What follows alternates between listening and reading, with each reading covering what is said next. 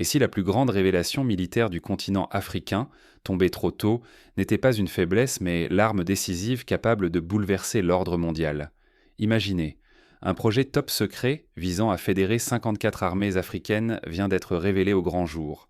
Ce n'est plus une rumeur, mais un coup de tonnerre qui secoue les chancelleries occidentales. L'Afrique soudain n'accepte plus de subir l'histoire. Elle veut la réécrire d'un seul élan. En quelques heures, la panique s'empare des capitales européennes.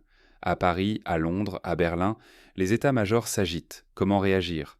Chacun élabore des stratégies, menaces diplomatiques, sanctions économiques, campagnes d'intoxication médiatique. Mais l'effet est inverse. La fuite galvanise les chefs d'État africains.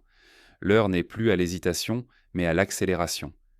Aujourd'hui, une décision irrévocable est prise. Le projet avance coûte que coûte.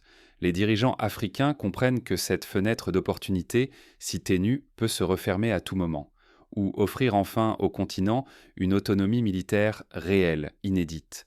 En un instant, le rapport de force mondiale menace de basculer. L'Afrique, pour la première fois depuis l'indépendance, tient peut-être son destin entre ses mains. Ce qui se joue dépasse toute simple stratégie militaire. C'est la possibilité unique de tourner la page de la dépendance sécuritaire, de défendre les ressources vitales du continent, d'assurer une paix sans tutelle étrangère. Dans chaque capitale, la même question s'impose. Allons-nous cette fois écrire notre propre avenir ou laisser l'Europe décider pour nous encore une fois? Bienvenue dans les coulisses de la plus grande alliance militaire jamais envisagée sur le sol africain. Découvrons pourquoi ce projet fait trembler les puissances installées et pourquoi il redéfinit déjà le futur du continent. Mais comment ce projet titanesque a-t-il vu le jour? Quels obstacles, quelles trahisons l'ont déjà menacé dès ses premiers pas? Depuis combien de décennies l'Afrique est-elle morcelée sur le plan militaire? Et à qui sert vraiment cette division? Cette question brûlante traverse l'histoire contemporaine du continent, depuis les premiers jours de l'indépendance jusqu'à aujourd'hui. Car derrière chaque frontière tracée et chaque armée nationale isolée, plane l'ombre insistante d'intérêts étrangers. Depuis plus d'un demi-siècle, des puissances extérieures œuvrent à maintenir la fragmentation militaire africaine pour préserver leurs propres privilèges stratégiques et économiques. L'Afrique a hérité d'une architecture de défense éclatée. Chaque État, souvent limité par ses moyens, dépend d'alliés extérieurs pour sa sécurité. De la bande sahélienne à la Corne de l'Afrique, des bases militaires occidentales se dressent, appuyées par une myriade d'accords bilatéraux liant les capitales africaines aux anciennes puissances coloniales et aux États-Unis. Officiellement, ces présences se justifient par la lutte contre le terrorisme et la promesse de stabilité. Mais dans la réalité, elles permettent à l'Occident de surveiller, d'intervenir et parfois d'imposer ses vues sur la sécurité du continent. L'Afrique est observée, contrôlée, sous prétexte de protection. Cette dépendance structurelle a un coût immense. Elle pèse sur la souveraineté réelle des États africains, bride leur politique intérieure et limite leur marge d'action sur la scène internationale. À chaque tentative d'émancipation, la réaction ne tarde pas. Pression diplomatique, campagne médiatique, voire sanctions économiques s'abattent sur les États récalcitrants. L'Afrique évolue dans une toile d'ingérence où la sécurité était devenue un instrument de domination. Pourtant, un vent de révolte souffle sur le continent. Depuis quelques années, des voix s'élèvent avec force pour réclamer la fin de la dépendance et l'avènement d'une autonomie stratégique à la hauteur du potentiel africain. Les soulèvements populaires contre les bases étrangères, l'écho croissant du panafricanisme, les événements récents au Sahel, tout annonce l'ouverture d'une ère nouvelle, celle d'une Afrique décidée à ne plus être le champ de bataille des autres. Dans ce climat effervescent, un projet secret prend forme, celui d'unifier les armées africaines. Loin des regards, des chefs d'état-major se réunissent, des présidents échangent des plans, une coordination inédite s'esquisse pour bâtir une alliance militaire continentale. L'objectif est sans clair, unir les forces, mutualiser les ressources, partager le renseignement et construire une capacité de réaction rapide à l'échelle de tout le continent. Cette initiative, baptisée Force de défense continentale africaine, vise à briser définitivement le cycle de l'ingérence. Pour la première fois, l'Afrique pourrait se doter de l'instrument de sa propre sécurité, affirmer sa souveraineté et protéger ses ressources sans tutelle extérieure. Mais le défi est immense. Si la fragmentation militaire perdure, l'Afrique reste vulnérable. Elle s'expose à la prédation de ses ressources, à l'instabilité chronique et à la confiscation de son destin par d'autres. Le maintien de la division n'est pas qu'une question de défense, c'est le verrou qui empêche l'Afrique de choisir librement son avenir. C'est alors qu'un événement inattendu survient. La fuite du projet d'unification force chaque dirigeant africain à sortir de l'ombre et à prendre position publiquement. Désormais, l'unité militaire africaine n'est plus un rêve secret. Elle devient une question brûlante, une urgence stratégique sur la scène internationale. Les regards du monde entier se tournent vers l'Afrique, alors que les réactions s'enchaînent. La course contre la montre est lancée. Qui prendra le contrôle du récit et du destin du continent? Quand l'Europe se met à trembler, c'est que la menace est réelle. L'annonce du projet d'unification militaire africain a provoqué un séisme silencieux à Paris, Londres et Berlin. En quelques jours, toutes les agences de renseignement européennes se sont procuré le plan complet. Chaque échéance, chaque objectif, chaque point névralgique. Ce qui aurait pu n'être qu'une fuite interne devient alors un électrochoc. Les analyses d'experts, d'abord prudentes, virent à l'alarmisme. Français, Britanniques, Allemands craignent soudain de perdre leur mainmise sur le continent, leur accès privilégié aux ressources, leur emprise militaire héritée de générations. En coulisses, une campagne de pression s'organise. Les diplomates européens convoquent en urgence des dirigeants africains derrière des portes closes. Les médias s'emballent, questionnent la faisabilité de l'Union africaine, ressassent les prétendues divisions éternelles du continent.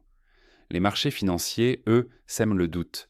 Menaces de sanctions, volatilité organisée, promesses d'isolement pour les frondeurs. Les offres d'argent pleuvent. 200 millions de dollars pour l'un, 150 millions pour l'autre, toujours contre des concessions. Base militaire, droit d'exploitation, accès exclusif. Mais derrière les sourires, la menace est tenue. Cédez ou subissez la tempête économique et diplomatique. Les vieilles recettes du « diviser pour régner » sont affinées. Chaque pays africain ciblé dans ses failles, ses besoins, ses alliances passées. Puis vient le scandale. Plusieurs chefs d'État dévoilent, documents à l'appui, que l'Europe ne s'est pas contentée d'influence. Des avions de reconnaissance ont violé l'espace aérien de Dakar à Nairobi, de N'Djamena à Bamako. Les sites stratégiques sont cartographiés, les routes logistiques espionnées, les centres de pouvoir photographiés sans autorisation, sans respect de la souveraineté. Peu à peu, une prise de conscience s'installe. Les dirigeants africains commencent à partager leurs informations, à superposer les indices. Ce n'est pas une suite d'incidents isolés, mais une offensive concertée d'ingérence et de contrôle. Tous découvrent le même mépris, la même volonté d'imposer une tutelle, de décider à la place des peuples africains. L'Afrique se retrouve à l'embranchement, céder à la division ou s'unir face à la menace extérieure. L'enjeu dépasse la sécurité ou la souveraineté. Il s'agit de l'avenir même du continent, de la maîtrise de ses ressources, de la paix, du droit d'exister sans mainmise étrangère. Face à la vieille recette du « diviser pour régner », la riposte s'organise. Transparence totale, coordination immédiate, révélation publique de chaque acte d'ingérence. L'Afrique choisit la lumière contre l'ombre, la solidarité contre la soumission, et pose la première pierre d'une ère nouvelle où sa voix devient incontournable. Mais cette première riposte n'est qu'un début, car déjà les adversaires cherchent à retourner la transparence contre l'Afrique elle-même. Lorsque 26 capitales africaines s'expriment d'une voix claire et commune, même l'organisation du traité de l'Atlantique Nord retient son souffle. Ce matin-là, sur tout le continent, 26 présidents convoquent la presse et annoncent, sans ambiguïté, le rejet collectif de toute présence de bases étrangères sur leur territoire. Ce n'est plus un simple refus diplomatique, mais une rupture totale, décidée et déclarée au grand jour devant la planète entière. Au centre de cette annonce, une déclaration sans précédent, la création officielle de la Force de défense continentale africaine, portée par l'engagement solennel de chaque nation signataire. Pour la première fois dans l'histoire, un commandement militaire africain unifié va orchestrer la défense commune du continent, dépassant toutes les anciennes lignes de fracture. Les chefs d'état-major de chaque nation se voient confier une place précise dans une structure inédite où chaque grande région devient responsable de son propre centre opérationnel spécialisé. Les chaînes logistiques, longtemps morcelées, sont immédiatement fusionnées. Les moyens de transport, les réserves stratégiques et l'approvisionnement médical sont mis en commun pour garantir un déploiement éclair du sud au nord. Les services de renseignement réunissent leurs bases de données et sécurisent des réseaux de communication cryptés, assurant une surveillance continue des menaces extérieures. Mais l'alliance ne s'arrête pas là. En quelques heures, d'autres capitales jusque-là hésitantes, de Dakar à Addis Abeba, décident que de rejoindre le mouvement. La dynamique est irrésistible. Pour la première fois, l'Afrique ne s'unit pas sous la contrainte extérieure, mais par volonté propre face à une menace tangible contre sa souveraineté. La réaction européenne est immédiate et fébrile. À Paris, à Londres, à Berlin, les chancelleries multiplient les réunions de crise. Les médias occidentaux parlent d'un séisme stratégique et de la fin de la domination militaire européenne. Certains réclament des sanctions, d'autres, à demi-mot, évoquent des mesures plus radicales pour sauvegarder leurs intérêts. La panique gagne les marchés, les analystes réévaluent leurs cartes, des gouvernements menacent de couper l'aide ou d'imposer de nouvelles restrictions diplomatiques. Partout dans le monde, le choc est si profond que la nouvelle s'impose en une des journaux. L'Afrique, hier encore perçue comme divisée, parle aujourd'hui d'une seule voix sur la scène sécuritaire internationale. Les chancelleries américaines et asiatiques réévaluent précipitamment leurs alliances, comprenant qu'une ère s'achève et qu'un nouvel équilibre s'impose. Cependant, sous la surface de la célébration, la pression est extrême. Le moindre faux pas, la plus petite faille dans l'unité retrouvée, offrirait aux puissances extérieures l'occasion de semer la discorde et de restaurer l'ancien ordre. La crédibilité de la force de défense continentale africaine, et avec elle la souveraineté réelle du continent, dépend désormais de sa capacité à rester soudée face à une adversité sans précédent. Pour la première fois, les regards se tournent vers une Afrique qui n'attend plus d'aide, mais impose ses propres règles. Pourtant, alors que les alliés se félicitent, l'ombre d'une riposte extérieure plane déjà. Quand l'Afrique s'organise, même les plus sceptiques sont forcés de revoir leurs certitudes. En moins de 2 mois, 54 nations africaines ont mis de côté leur rivalité pour former une alliance militaire inédite. Ce que l'on croyait irréalisable s'est matérialisé. Coordination logistique, mutualisation des ressources, partage d'expertise. Réunions virtuelles quotidiennes, échanges d'officiers, création d'un état-major commun, tout s'accélère à un rythme qui déroute même les observateurs européens les plus aguerris. Les contributions majeures arrivent sans tarder. Le Nigeria, fort de ses soldats endurcis par des décennies de conflits, envoie ses premières brigades pour façonner le noyau de la force d'intervention. L'Afrique du Sud, reconnue pour son avance technologique, partage ses systèmes de communication et ses outils de surveillance en temps réel. L'Égypte déploie ses défenses aériennes sophistiquées, érigeant des boucliers protecteurs sur les points névralgiques du continent. Le Kenya, maître de la logistique régionale, devient le centre névralgique du ravitaillement et des transferts rapides de troupes. Lors des premiers exercices conjoints, l'effet de surprise est total. Pour la première fois, des bataillons issus des 4 coins de l'Afrique manœuvrent de concert, affichant une synchronisation inédite. Les images satellites et les rapports du terrain parlent d'une armée africaine unie, réactive, capable de contrer n'importe quelle menace en temps réel. Les analystes occidentaux, jadis prompts à souligner les divisions, doivent reconnaître l'émergence d'un professionnalisme et d'une coordination sans précédent. Face à cette montée en puissance, les puissances européennes vacillent.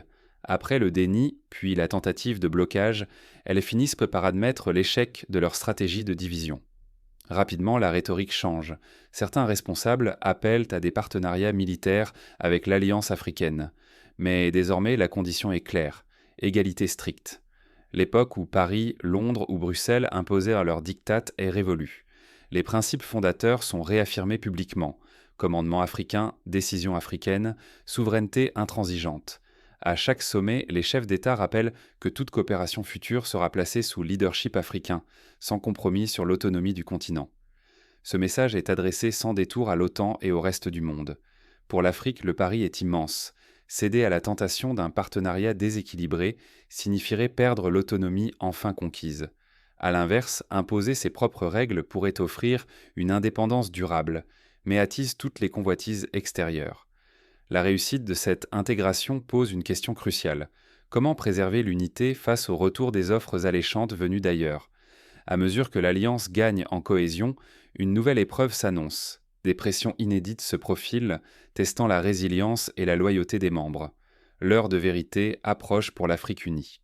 L'histoire retiendra-t-elle la fuite ou l'avènement d'une puissance continentale ? Aujourd'hui, la réponse appartient à l'Afrique et à chacun de nous, témoins et acteurs de ce basculement. La révélation du projet d'unification militaire africain aurait pu anéantir un rêve ancien. Au contraire, elle a brisé le silence, accélérant l'inévitable, la construction d'une alliance face à l'ingérence. Les manœuvres européennes pour diviser, corrompre, intimider n'ont fait que renforcer des liens jadis fragiles, précipitant ce que beaucoup croyaient impossible il y a peu. Pour la première fois depuis des générations, 54 nations parlent d'une même voix. L'Afrique cesse d'être spectatrice de son histoire, elle en devient l'autrice. D'anciennes armées rivales fusionnent dans une alliance sans précédent. 2 millions de soldats, une doctrine commune, des ressources mutualisées, une logistique intégrée. L'Afrique n'est plus un champ de bataille pour ambitions étrangères, mais le gardien de sa propre souveraineté. Mais ce réveil a un prix. Rien n'est plus inquiétant pour l'ordre établi qu'une Afrique unie, fière, capable de se défendre sans aide extérieure. Hier encore, on disait trop de langues, trop d'intérêts, trop de blessures. Pourtant, l'urgence a balayé ces doutes. Laisser passer ce moment, c'est risquer de tout perdre. La fenêtre pour reconquérir la souveraineté ne restera pas ouverte indéfiniment.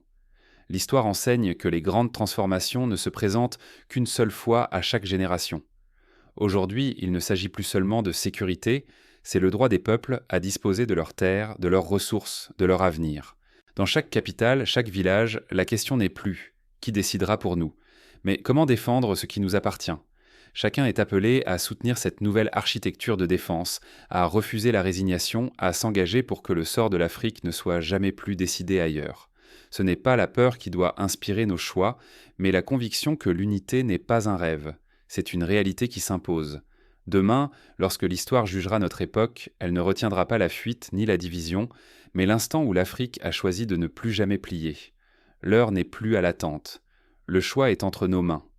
Défendons ensemble cette souveraineté retrouvée, car si nous laissons passer ce moment, il ne reviendra pas. La marche vers l'unité militaire n'est qu'un commencement. D'autres défis, économiques, culturels, attendent une réponse à la hauteur de cette nouvelle puissance africaine. Et exemples historiques, analyse détaillée des tentatives d'unification passées, Fédération du Mali, Organisation de l'unité africaine, tentative de l'Union africaine. Description des raisons de leurs échecs ou de leurs limites et leçons tirées. Récit du rôle de figures comme Kwame Nkrumah ou Thomas Sankara et leur vision d'une Afrique unie et souveraine. Pechno, cette rémissante en sont parallèles internationaux, comparaison avec la création de l'OTAN après la Seconde Guerre mondiale, l'émergence de l'Union européenne comme puissance économique ou la coopération militaire entre les pays du Golfe. Analyse de la façon dont ces alliances ont transformé leur région et leur rapport au reste du monde. Sambelosto. Scénarios concrets, description d'opérations communes pour lutter contre le terrorisme au Sahel, la piraterie dans le golfe de Guinée, la protection des frontières contre les groupes armés. Simulation d'exercices conjoints, de partage de renseignements en direct et de mobilisation rapide en cas de crise humanitaire ou de catastrophe naturelle. Étapes pratiques pour l'Union. Détailler la construction d'un état-major continental, la formation de brigades mixtes, la standardisation des équipements, la création de centres d'entraînement régionaux. Propositions concrètes pour un budget commun, une doctrine d'intervention africaine et un calendrier de montée en puissance sur 10 ans. Implication sociétale, exploration de l'impact sur la jeunesse africaine, sur le sentiment d'appartenance panafricaine, sur les médias locaux et l'opinion publique. Témoignages fictifs de jeunes officiers, de familles fières de voir leurs enfants servir un drapeau commun, d'étudiants rêvant d'une Afrique respectée. Menaces et ripostes, analyse des risques de sabotage, de campagnes de désinformation, de tentatives d'assassinat politique. Stratégie pour contrer l'espionnage, la cyberinfluence, l'infiltration de réseaux hostiles. Exemples tirés de l'histoire récente, ingérence en Libye, manipulation des opinions lors d'élections. Défis économiques. Importance de l'autosuffisance industrielle pour l'armement, la maintenance des matériels, l'innovation en cybersécurité. Plan pour favoriser des partenariats sud-sud, développer des filières de recherche, renforcer le tissu industriel local. Synthèse et appel à l'action. Appel à la solidarité entre diaspora, à la mobilisation des entrepreneurs, des scientifiques, des artistes pour soutenir l'élan d'unité. Invitation à chaque citoyen à s'informer, à débattre, à promouvoir la paix et la souveraineté collective. Fermeture élégante de la dette de questions. Chaque question posée en introduction trouve désormais sa réponse à travers des exemples, des témoignages, des scénarios de réussite ou d'échec, illustrant la possibilité réelle d'une Afrique maîtresse de son destin. Ainsi, le rêve d'unité ne relève plus de l'utopie. Il devient une trajectoire, un projet commun, une promesse qui engage non seulement les chefs d'État, mais chaque citoyen du continent et de la diaspora. L'histoire s'écrit ici et maintenant, et personne ne pourra plus jamais dire « nous ne savions pas ». L'Afrique avance, unie, forte et prête à défendre son avenir.